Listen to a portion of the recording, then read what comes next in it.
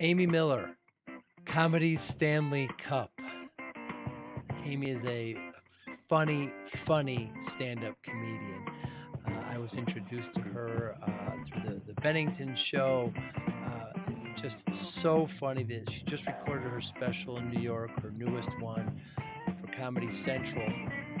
But she is fantastically funny. We have a great conversation now about where comedy is, how she approaches it, if she's disciplined in it.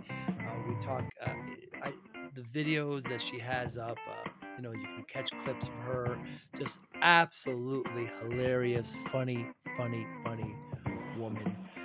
If you don't know Amy, get to know her. Make sure you see her when she's in your area. But this is a great conversation with a hilarious comedian. I know you're going to enjoy it. Thanks for listening. Hi, I'm Joey Pinz. People ask me, how did I lose 130 pounds? The quick answer is always discipline. I started my business, wasn't paying attention to my health, was eating too much, drinking too much sweets. My daughter was born. Next thing I know, I'm pre-diabetic. I have hypertension. I knew something had to change. Discipline. I, like many of you, have faced many challenges in your career, in your family, in your life, in your faith. How did you attack them? How did you approach them? How did you solve them, hopefully? It all had to have some degree of discipline. I'm also asked, how did you found and start a tech business that lasted over 25 years? Discipline. I was committed to it, enjoyed technology, didn't enjoy some aspects of it, but knew it was necessary. Discipline. Our podcast mission, how do we use discipline to better ourselves and society? Join me, please, as I talk to interesting people and discuss how they use discipline in their family and their passion and their careers and how it helped them. Our podcast vision, growth through learning from others. Joey Pinz Discipline Conversations. It'll be light and serious. Join us, please. Thank you for consideration. Thanks again for doing this. I appreciate it. So, yeah, for sure. How is comedy right now? How is it doing? I don't know. It's fine. I mean, I'm working. That's all I can really ask for. I don't really know how to answer that question, Joey. Yeah. It seems to be thriving and changing.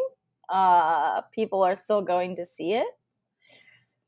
Yeah, Watching specials, listening to it. I mean, I don't know. Seems good. Yeah, I'll get to it in a moment, but I heard your very special episode there of Who's Your God, and your co-host was saying like the LA scene is very tough right now. Oh, yeah. I mean, I think in a lot of cities, because so many shows and small venues shut down or they're back, but with kind of limited staff and not really sure, like, if they can have comedy back. There's just not as many shows as there used to be in sort of, the heyday of LA independent comedy.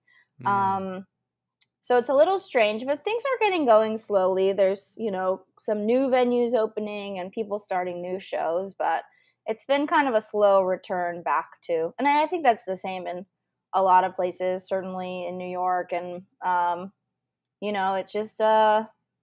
it's just a lot of people who didn't get to perform for a long time trying to get the same spot, and so many fewer places to do it. So it's interesting, but yeah, I think Steve also, when he says that, he's really talking about even pre-pandemic of 5-6 years ago, there were just so many great independent shows in LA, and we're just kind of rebuilding that now. I mean, even his own show at Chatterbox hasn't restarted yet, even though the bar's been back open for quite some time, because it's just, he's been feeling it out, like trying to figure out when is the right time to start back up again.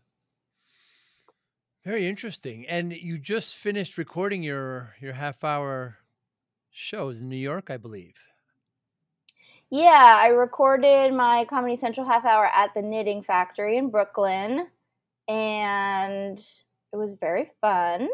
I don't yet know when it's coming out, but hopefully in the next month or 2 months. And yeah, it was great. It was great to be able to do that kind of right, as everything's sort of open again. It was a blast. A lot of friends on the show, and I think it went well. I don't know.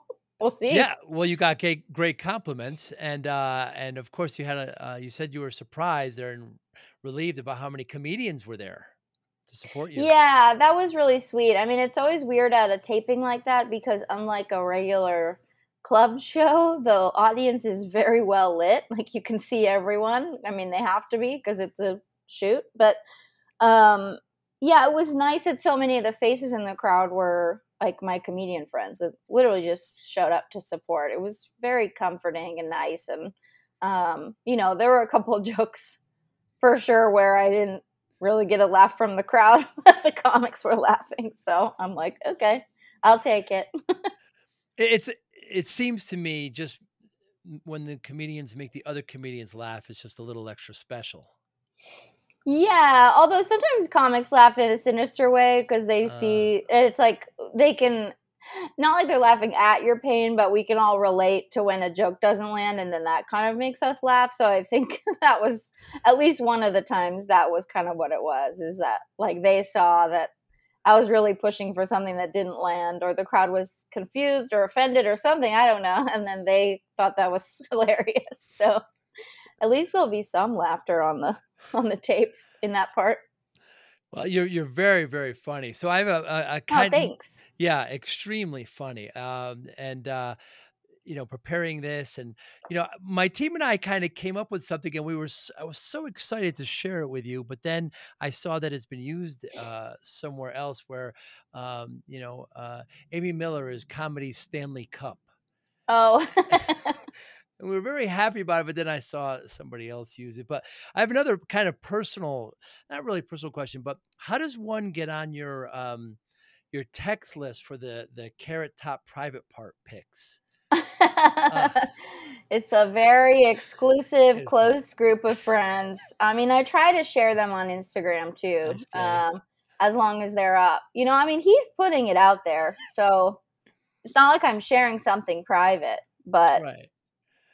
At the very least, you're opening up to wider community. exactly, people need to know. And listen, I think it's actually, I saw his show here in Vegas a few weeks ago, and now it's like every podcast I do, people ask me about Carrot Top, which is hilarious and a wonderful turn in my life. Um, but I think more people are going to go to his show that maybe wouldn't have previously. And it's a very funny show. um, but he's clearly trying to reach out to a specific community that he can't openly be a part of because his fan base is largely old and Ah. from the middle. And probably a lot of them might not show up, if they knew he was gay and cruising on Instagram. But, you know, it's a good show. I highly recommend it.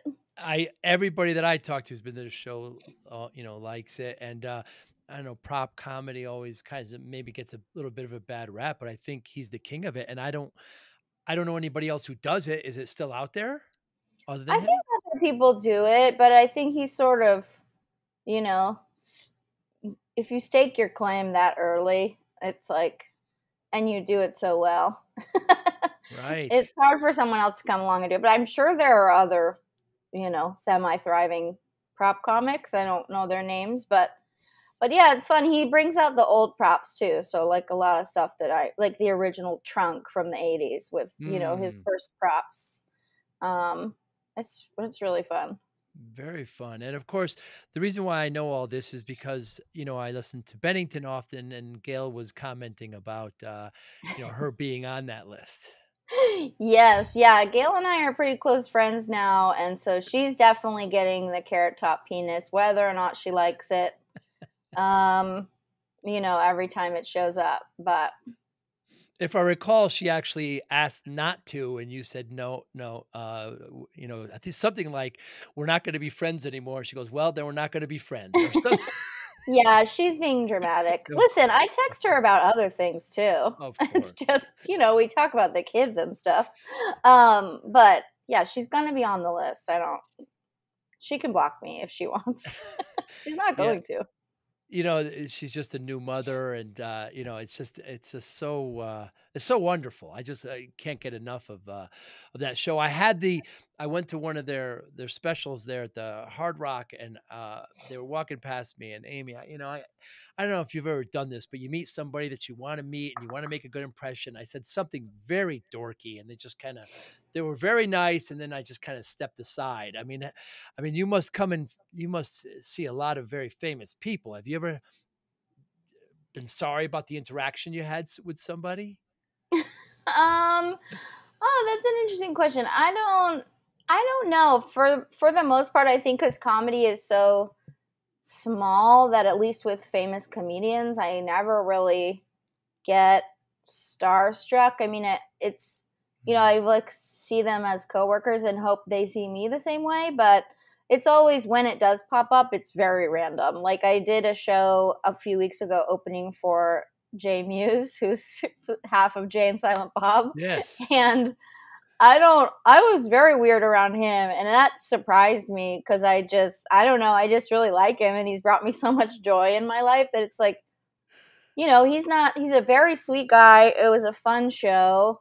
Uh, but I mean, he's selling like a third of the room. Like he's not crazy famous or anything. He's just specifically special to me. And so I did get a little nervous around him. That was really funny to me because I don't in general like get those feelings. I mean, I don't know. I met Dolly Parton once. I was very nervous for that. And if I ever met Paul Rubens, I might shit my pants a little bit. Ah. But those are kind of my two main ones. And apparently Jay. I don't know. But yeah, I hear what you're saying, though. I mean, it's always, you always plan to say this perfect thing, I guess, and then it doesn't always play out that way. But Just the worst. I have so much respect for Ron and for Gail. I mean, Ron is just the pinnacle of what he does, the interviewing, the show, and Gail adds such a great angle. And I just want to kind of express my thanks, and I end up sitting there with like a dork. My goodness. it's Uh, so funny because when I met them, I mean, I didn't know anything about him. I had never heard of him, but I had heard of him through like my new boyfriend who I was trying to impress. And so I was like, I can get on that show. And I just nice. like asked, the PR person for the club I was working if I could get on the show. And so I was like, I don't know who these people are. And now they're really good friends. And now I'm also a fan because I listen pretty much every day, or if not every day, to every episode eventually. Um, but he came along with me once, and I think was more nervous than I was. But I was like, I mean, I guess it worked. We dated for a long time. I mean, he's sitting in here behind Oh, me, so. good sign. Good sign. Yeah. Uh, Now, when you write jokes, Amy, tell me. I probably get this question a lot, but just where does it come? I know you do a lot about your family, you do a lot about yourself, you do a lot about you. But when you write jokes, is it more art or science? Oh, I wouldn't call it art or science, Joe. Huh. uh, I don't know. It's just kind of autobiographical. I just start with stuff that makes me laugh and then slowly tweak it. Mostly on stage. I mean, I do try. I've tried for years to get better about kind of like actually writing things down in advance in a concrete way, but for the most part, I'm just jotting down little things on my phone and then trying them out. And I have, I'm lucky enough that I get to perform a lot, and so I can, for the most part, work out a new joke over a weekend or over a week. And yeah, I don't I don't know. I definitely don't consider it science the way I do it. It's a little haphazard. There's no real scientific method going on. I mean, I guess I'm using trial and error. I don't, for the most part, continue to say things if they're not working. You know what I mean? At least I don't think I do. Um, and I'm still working on getting better about fixing things. If I kind of like the premise and I like parts of the joke, but they're, you know, it doesn't have a strong ending, or there's not like a big enough payoff. Like a lot of the time I just abandon that stuff instead of going back and reworking it, which, brainstorming like other potential punchlines or whatever. Because I know, there's comics I know like Laurie Kilmartin who record and transcribe every single set Really? and then compare it to, when she does it, it's science. I think, she'll compare it to the laughter and go, okay, this line or this word tweak worked better, this many times over the other way I was doing it. So I'll, abandon the old phrasing or whatever. And it's like, she's very meticulous about this stuff and it pays off for her. She's an amazing comic. I just have a hard time doing that. I think it takes some of the joy out of it for me. I just kind of like to go out there and try it. But, I probably should incorporate more of the science into the process for sure. Well, you're extremely funny, so what you're doing now seems to work. It's just a different Thank you. process, in my humble opinion. But so if something happens to you, I'll just pull out you having an ice cream in front of a homeless person. Uh-huh. Does an incident like that happen? And you think, oh, I've got to record this. I'm going to expand this on stage. Something like that is just sort of a gift because it's so funny already. Like it's a Right. ridiculous thing to happen. So that's something I will write down right away and go like, okay, like write a joke about this, but add a better punchline than the one that someone just handed you. Mm, So, it was also a terrible thing to happen in the moment, of but course it was. I'm like, in the future, I might think this is funny. So I'll just write it down anyway as a reminder. But I know, like, I'm in Vegas right now and I've been working out this kind of new joke where in the setup, my niece says something that's very funny that gets a big laugh already. And I'm like, okay, I don't want to just rely on, it's almost like stealing her material.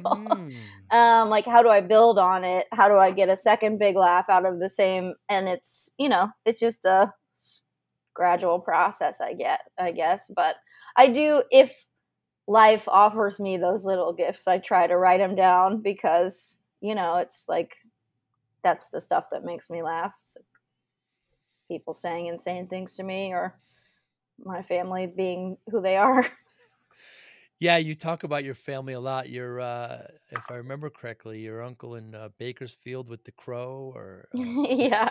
something like Yeah, that. he has since passed away. Oh, sorry. Oh no, it's okay. He was a terrible person. You don't have Mm. to feel bad at all. Yeah, he died in an Albertsons buying some more Bud Light. Huh. He died on the actual little motorized shopping You're cart. kidding me. I'm not kidding you. He I fell thought you were over in the joking. beer aisle at Albertsons in Bakersfield. I'm not kidding. They put caution tape around his body and then they kept the store open. Well, sure. Which my mom later wrote them a very angry letter. Hmm. Well, first they got angry letters from customers who were like, it's very troubling to go Sure. do your grocery shopping. Then there's just this dead man on the ground. You should have closed the store. And then my mom wrote a letter to be like, it's disrespectful to my brother that you just let people shop around his dead body. And so everyone got a gift card from Albertsons. That's how it Wow. ended, basically. Everybody wins. Yeah, Yeah, yeah. Nobody likes a fatality near the beer, I guess. Sour sports, I exactly. guess. Yeah. Oh my goodness. So, what makes you laugh, Amy? Oh, I don't know. So many things. I don't know. A variety of, I don't know. I don't know how to answer this question, Joe.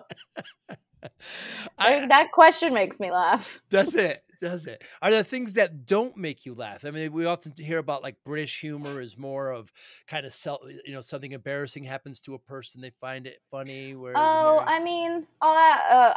I love British humor for sure. I guess I'm not like a huge fan of like I'm saying this of toilet humor, but Mm, that's not even really true for stand up. I guess like in movies and TV shows, it's not like something that makes me laugh. I don't enjoy a lot of violence, whether it's in movies or in a stand-up premise. I Hmm. don't find that funny.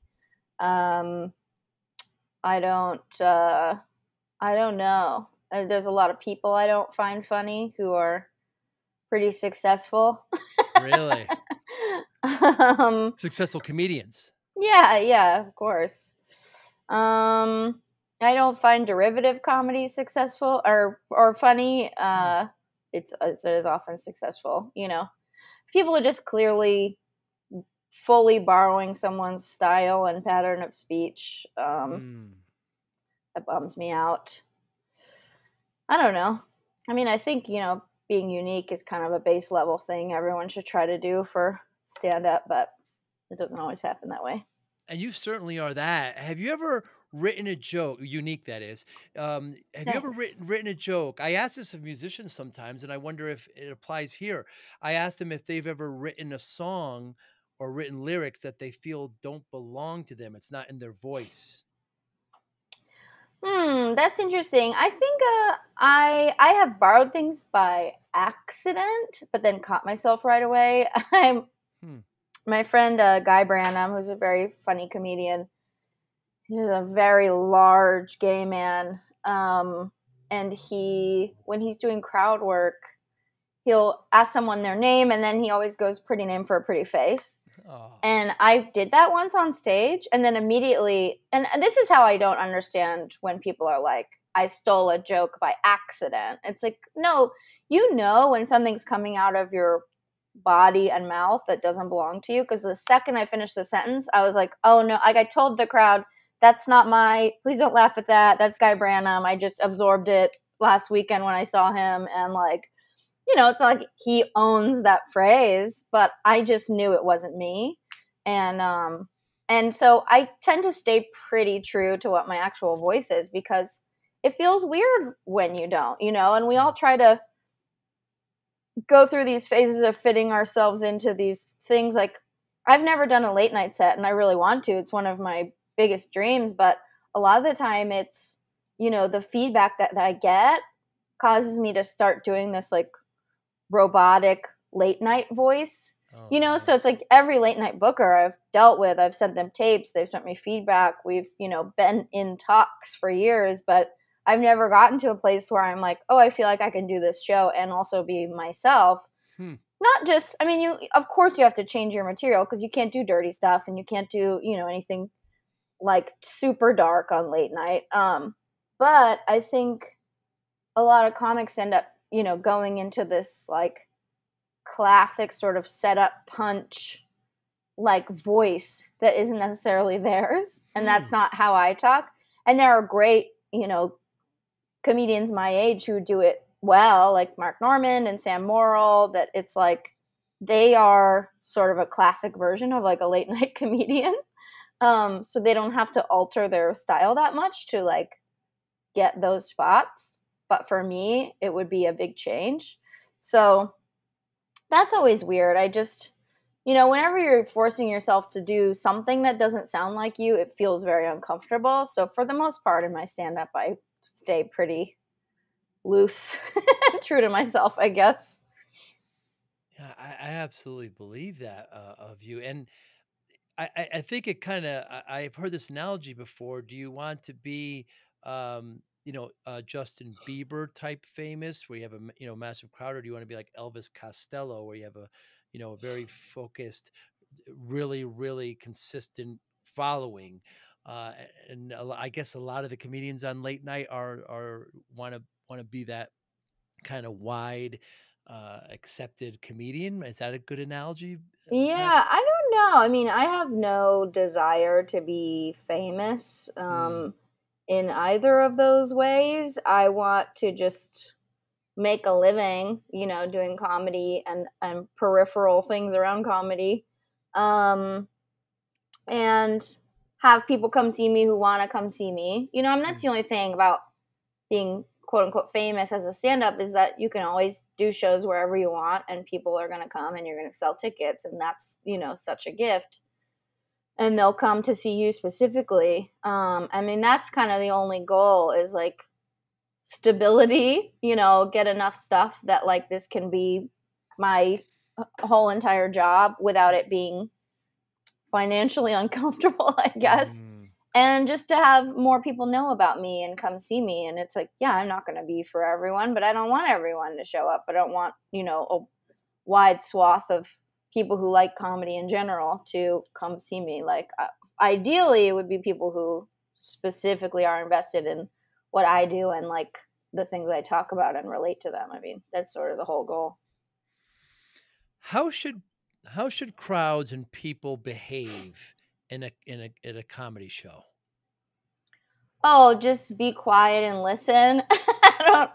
It's an interesting time right now because I thought going back out on the road that people would be so excited to be able Yeah. to see any live entertainment again that they would just be on their best behavior, but many people got worse. Really? Or they forgot how to be in public, or they just extra need attention right now. So it's a very interesting time out there, and it's certainly not every show, but so many shows in the last even few weeks where there's some like multiple disruptions, and it's just like, come on guys, like we're adults. Maybe people just lost their alcohol tolerance or something when they were stuck at home. Like, I don't know what it is, but yeah, I mean, the only way to behave is just to listen and watch the show. I mean, if a comedian addresses you directly, like, answer the question, but read the room. It's not it's sort of a one-way kind of show, and just trust the comedian. Also, I would say research the comedian, because that's the other thing, is people on every end of the sort of spectrum of fame, if you want to call it. It's like people will go see new comedians, or like, someone like me, where I think give them a great show, but they've never heard of me when they get there. And a lot of times people will get sort of nervous of like, oh, well, you're not famous. And also, I think being a woman to some extent has a huge part in this, is that, they just want to talk, like they think they're helping or something. And it's like, no, you guys can relax. Like, I do this every night. You're going to have a good time. You just have to listen and watch. And then on the other end of the spectrum, people go see, celebrities do comedy who aren't good at it. They're just famous for other things. And then, or they were on SNL, but they weren't really stand-ups, and then they're disappointed in the show because they didn't do any research past just recognizing the name, So I would say the most important behavior happens before the show, which is just look into who you're going to see. Like, that's it. Like, make sure it's for you. You know what I mean? Make sure, you find a couple clips where this celebrity you've heard of also has jokes. Because, you don't want to, you're spending your hard-earned money. It's 2-drink minimum or whatever. You got to get there. You got to Uber, get a babysitter. Like, why not? People would never do this for music. That's what's always crazy to me. Nobody just wanders in to a random music venue and says, like, I'll see whatever band is playing tonight. Because it could be reggae, it could be hip-hop, it could be country. And it's like, yeah, you go see people you want to see. Or you look up their music and go like, oh, these guys are pretty cool. I mean, that might be a fun night out. And why people don't do that for comedy is so insane to me, because it's such a personal kind of performance. Like, yeah, if you don't, I mean, most of what I do is just me on stage. It's my personality. So if you're not into it, you shouldn't buy a ticket.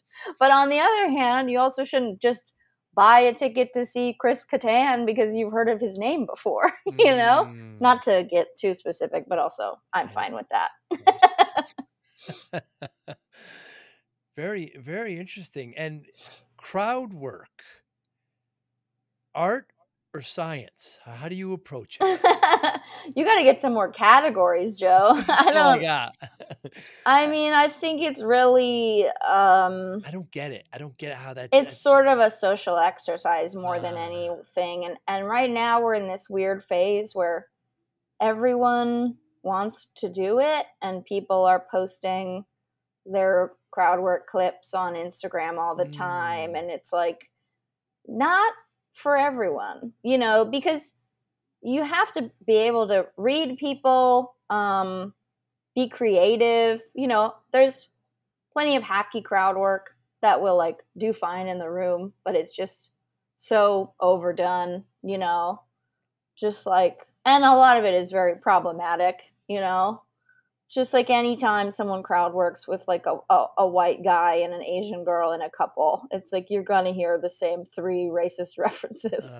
So I like to move kind of out of those basic things a little bit more, and I love doing crowd work. I think that I'm good at it, and although I don't put those clips online for some reason, because it's not like what I show up for. Like, I want to tell my jokes, but I also love doing crowd work, and so however I can like weave those together is my favorite thing in the world. Like, being able to go back into a joke and not make it obvious that I ever left the bit, or conversely make it seem like this bit that I've done hundreds of times came out of the crowd work, and then people are just, it's a magic trick, which is, I guess, neither art nor science, but it's not for every comedian, and I don't think that everyone should be trying it right now.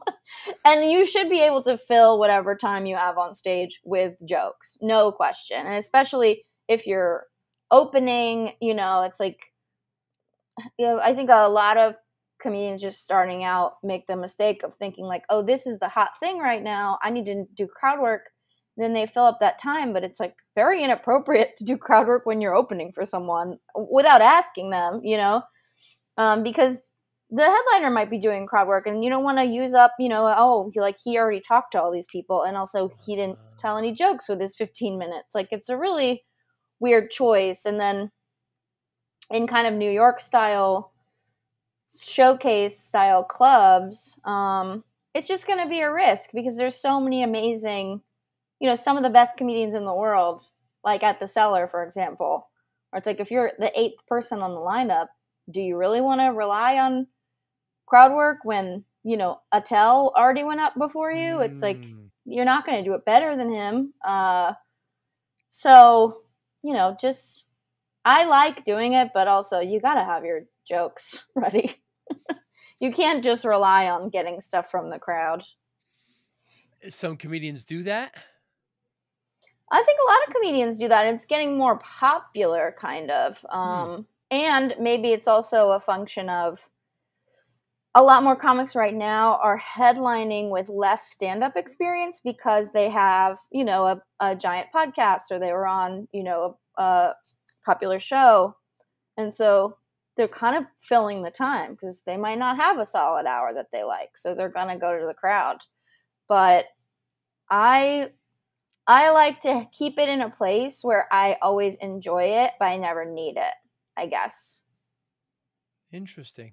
And at one point, I thought you suggested that through crowd work, you can actually create new material. Oh, yeah, for sure. Yeah, I found myself doing that on a couple occasions. Just almost that, I did crowd work in the middle of a bit, and then the person's answer kind of helped me flesh out, a good tag for that part of the bit. Not like I'm stealing from the audience, but just, made me turn a direction I might not have on my own in my own brain. And then I could build off of that. That's definitely happened. Because, it's just people, and people are all different, and they have weird ideas and that I might not have. So sometimes it can be a good tool for that, for sure. So when somebody's in the crowd and they get asked a question, should they try to follow the bit, or should they answer honestly, or what are you expecting from them? I think just answer honestly. I mean, like you're having a conversation anywhere else, like we're at dinner or whatever. I mean, there's nothing worse than someone answering and trying to be very funny, or answering in a lie because they think that's funnier. It's like, oh, do you have any kids? Like, oh yeah, I got 6. It's like, okay, I'm going to go down this road talking to you about your 6 kids. 3 more questions in, I find out, oh, you were just making a little joke and you have 0 children. It's like, well, you just wasted everyone's time in here. And And it wasn't funny. Like, you took us down a road that wasn't entertaining. So, yeah, just be honest. But also, don't sit in the front if you don't want to be spoken to. And even if you are in the front, you are not obligated to answer a comedian about anything. You can just literally say, "Oh, I don't want to be part of the show," or "Please don't talk to me." It's fine. We're not, only a psycho is going to keep talking to you, I mean, I wouldn't. I would just move on to another person. Leave the comedy to the comedian. Exactly. Yeah. How are we going to get more people to go to comedy shows? It's interesting right now because it's not that people aren't going. I mean, Bert can fill Madison Square Garden, Yeah. Tim Dillon can fill Carnegie Hall or whatever. Yeah. Like, it's currently independent venues and clubs and small clubs that are suffering, and sort of good comedians that are kind of have a medium amount of draw. It's not like, I think it's helpful when people buy tickets in advance. That's always nice. What's Oh. been happening since the pandemic is things reopened, and then I think a lot of people are still kind of unsure if they're ready to go out, or everyone's also fucking broke, so they've already gone to see, Tim or Bert, and they spent that money. So they're like, maybe I can't afford, another $40 for a comedy show right now, which I understand. But then they end up still showing up. So, like, so many things now are just like people are showing up, just walking up to the door. And that is so hard for clubs and the comic, because you think for weeks like, oh, nobody's coming, I don't, and the club doesn't know how many employees to staff for that night. It's like, how much food to order. There's all these things that just like, get your tickets in advance. If you end up not going, most of the time you can get a refund or exchange. Like, it's just so nerve-wracking. But yeah, it's not that people aren't going to see comedy. They definitely are. I think people are taking fewer risks with like seeing newer comics and just going, oh, I listen to this person's podcast every week and he's wildly popular, so I'm going to join the crowd and go see him. And I don't know if the same thing is happening for music, but yeah, essentially it's like everyone's going to see Justin Bieber and not like, amazing musicians that are a little bit less known. Have you ever opened or been with a music act? I have, yeah. I opened a couple times for Ryan Hmm. Adams, um, before his scandal. Yes, um, yes. and that was fun. Those are still probably to date like the biggest crowds I've performed for, like, 3,000, 3,500 people outside, which is very strange. Um, yeah, there's someone else that's escaping me, but a couple times. Yeah, it's always a weird exercise, but it seems to be happening a lot more now, especially like a lot of, cool young musicians like Phoebe Bridgers and stuff are like, oh, we'll just have a comedian open up instead of another band. I mean, I think it's easier. We don't need sound check. We don't need gear. Cheaper, certainly.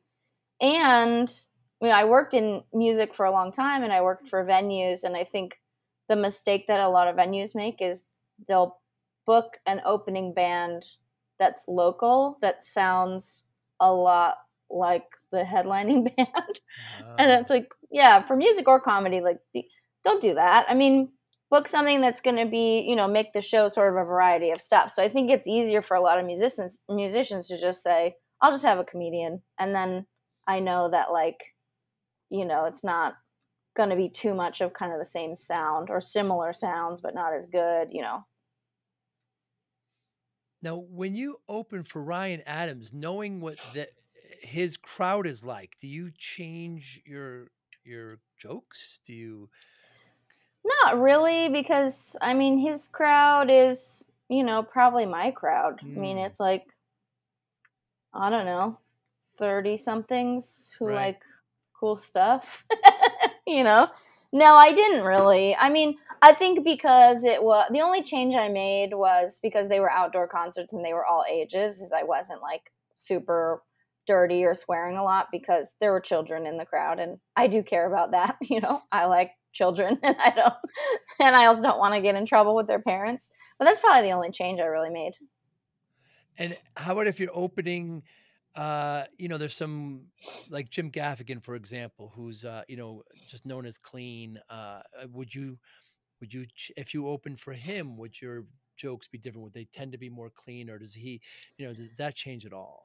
You know, I would ask him. I mean, and I encourage any comics who are opening to do this. Like, I always ask, is there anything you want me to avoid?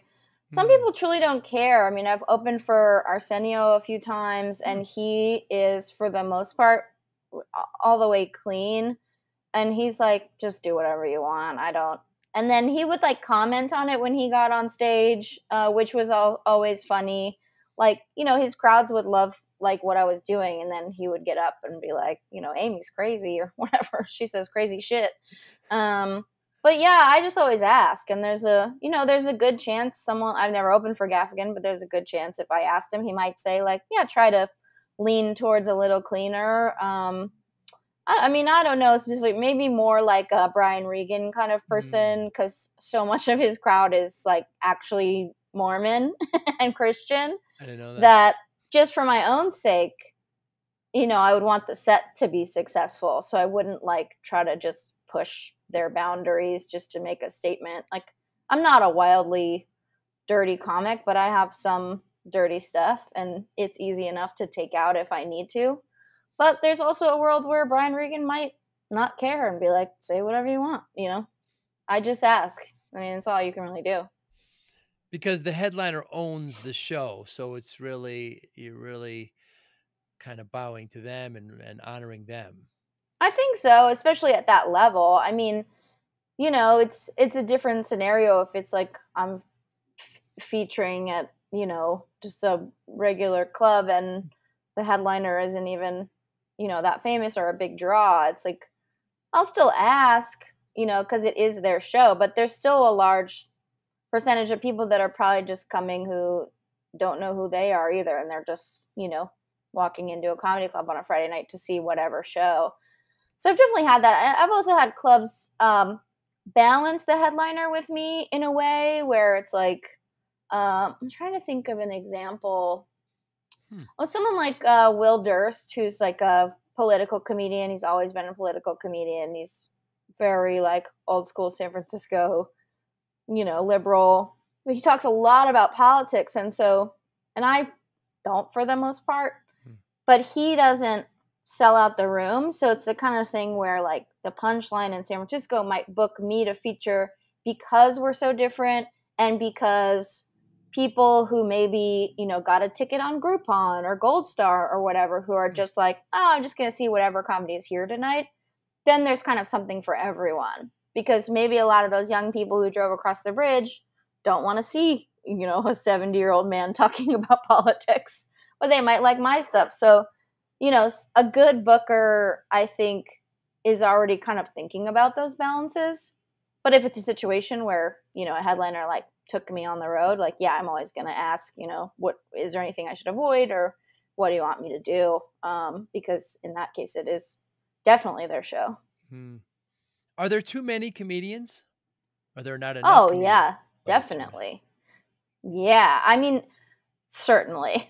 And I don't, you know, it's tough. There's a lot of comics that'll sort of hate on like hobbyists or whatever. Like, I wouldn't begrudge anyone, um, you know, having a hobby, having an interest, having a community, because that's so much of what comedy is. I mean, you know, I lived in the Bay Area for most of my life and started comedy there, and then I lived in Portland for a few years, and it's like, you know, there are people I know in Portland who are funny enough, but they don't have aspirations to like move out of that town and make comedy their career. They have jobs, they have families. They're just like to have this thing that they do.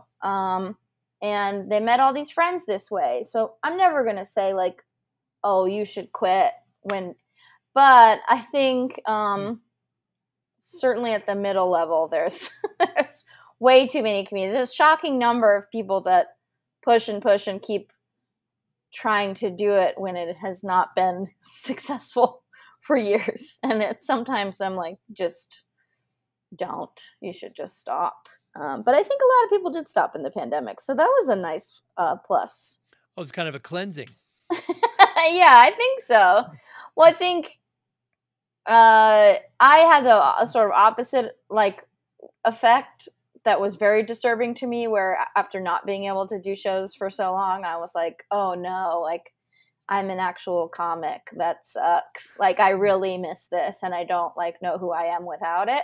But I think a lot of other people who were kind of just doing it for fun and then couldn't for a year and a half, they're like, oh, this is great. I guess I didn't like it that much to begin with, so I should just stop. And it's like, thank God you came to this realization on your own. Ah, they saw it as a sign. Very interesting. Yeah. So I've been doing this just for a little while, and the kind of theme of the podcast is discipline. I lost a lot of weight. I had some things that I dealt with, and people ask me, how'd you lose 130 pounds? And I just say discipline. You know, my daughter was born and I wanted to see her. And so do you consider yourself disciplined or self-disciplined? No, not at all, really. At all? No, I don't think so. And I've like tried to, well, it really depends on what you mean. It's like this is something I think about a lot because I am not a morning person, and that's been my entire life. And now I'm 40, and I'm like, is it okay to be a 40-year-old adult just sleep until noon? I can't bring myself to care. You know, I mean, I don't have children or anything, so it's like, why not? If that's the schedule that works best for me. There's things like that I'm like, well, outside influence would tell me that this is bad, but also who cares? And it's what works for me. I'm not ever disciplined just for the sake of discipline, of like, oh, we should all suffer. It's like, no, you should also enjoy your life and the work that you do. And like, life is hard enough. I don't need to wake up at 8 to make it even worse for me.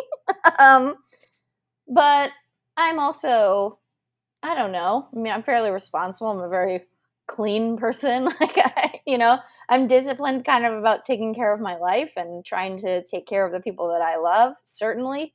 But as far as just like, I am allergic to routine of any kind.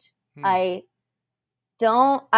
would love for every day of my life to be different from the one before and the one after it. And so far I've come pretty close to that.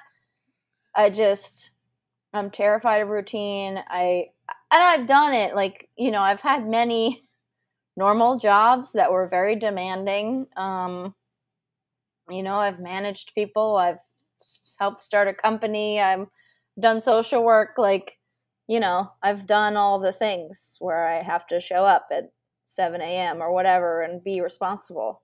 But I hated it the whole time.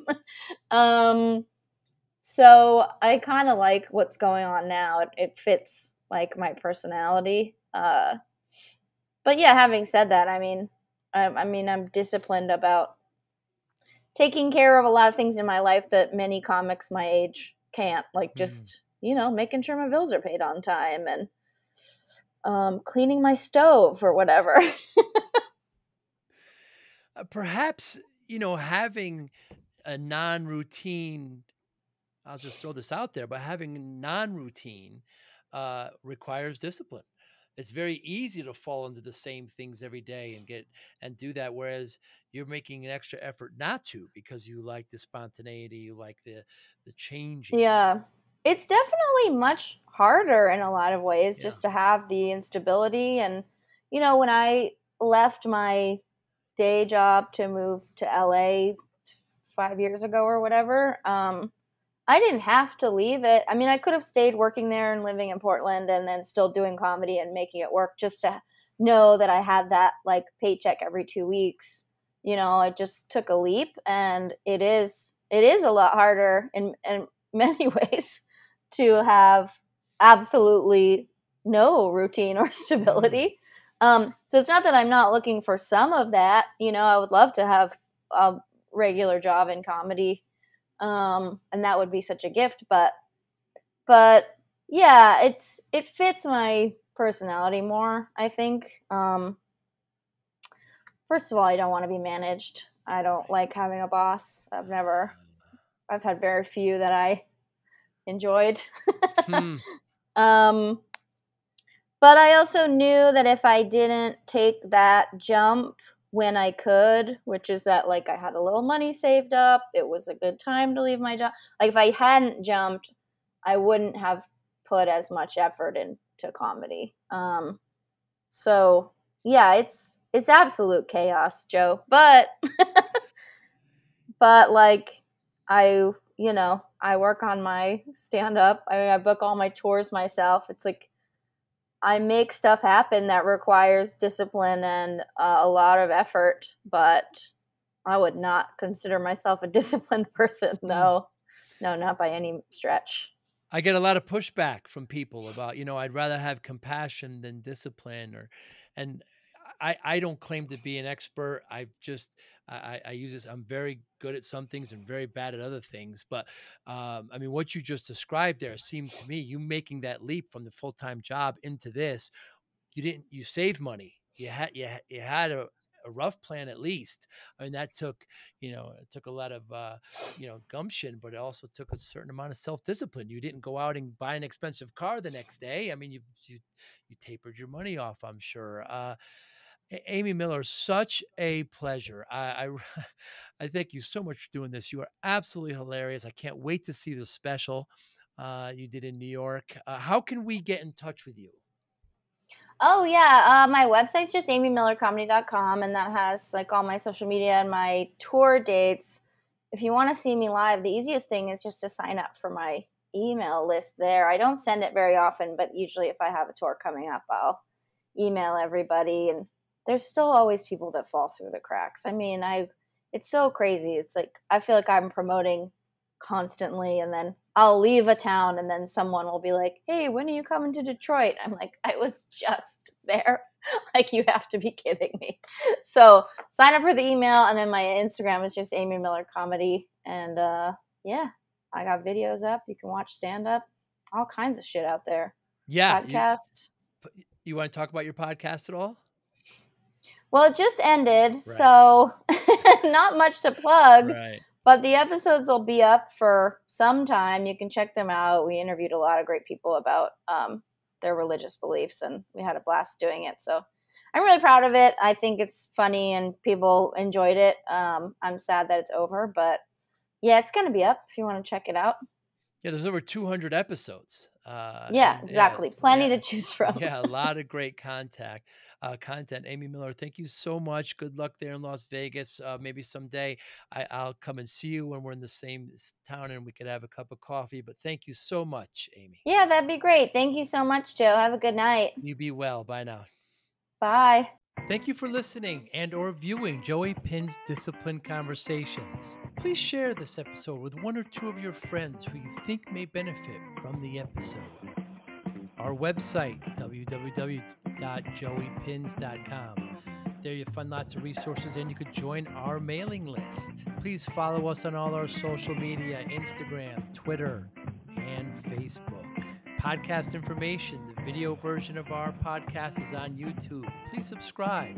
Audio is on all major podcasting platforms. Please follow them. And if you like it, please consider giving 5-star rating. Would really appreciate that. Would you like to financially support the podcast? You can go to our Patreon site. Consider $5, $10, or $20 a month. There's all kind of plans that we have there. There's like a one-time payment. What is this podcast episode worth to you? $25, $50, $100, $500, $1,000, $5,000. You be the judge. You can go to our PayPal account to do that as well. Thank you again for listening or watching Joey Pinz Discipline Conversations.